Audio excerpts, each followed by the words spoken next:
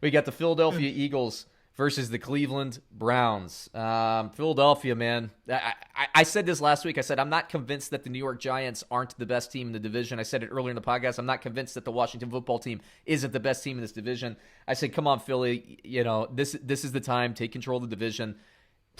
I mean, that game wasn't really even competitive. They had Miles Sanders back. No excuse. No excuse. Philadelphia, they're bad.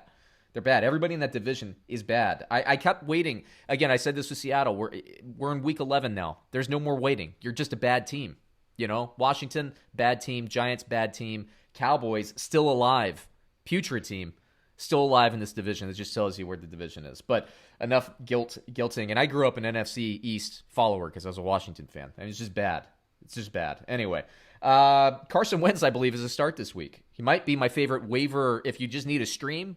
Might be my favorite waiver play. And I know how insane that sounds, but the analytics love it, and they've been pretty good as of late. Miles Sanders is a start. I stay away from Scott. Fulgham is a start. I stay away from probably everybody else. Other than Dallas Goedert, are you going to play? Are you going to get the ball? You should. I don't know. Richard Rodgers is getting catches, but I'm gonna roll the dice with Dallas Goedert this week.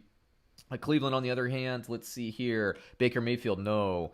Nick Chubb and Hunt, you start every week. Nick Chubb is so good.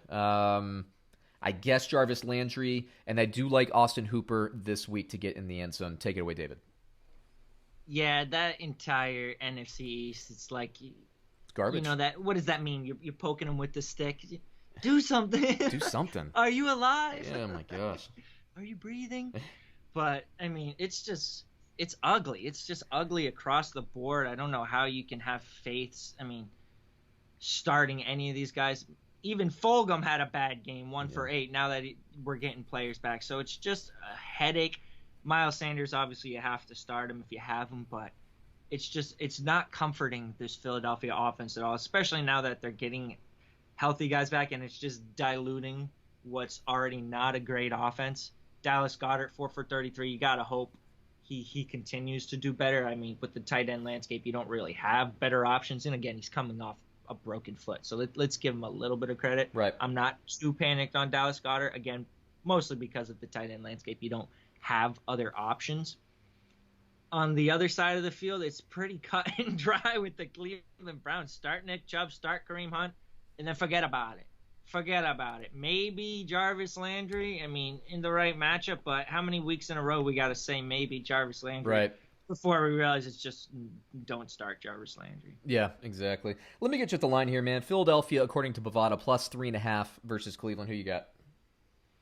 I don't like this game either.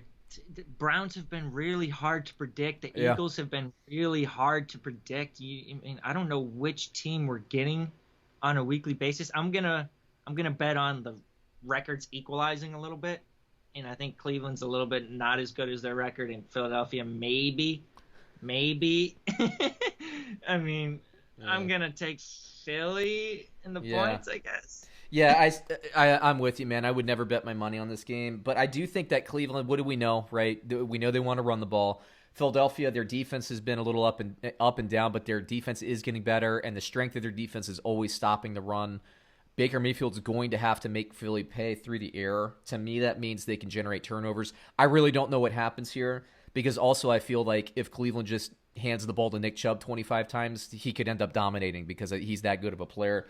So I'm going to stay away from it. I will take Philly, especially with them getting points, over a field goal, because I think this is probably a field goal game between them. But Philly, at some point, they have to start the first half, a little bit quicker. I say the same thing about Denver, by the way, and that's not great company, by the way. Next game on the list,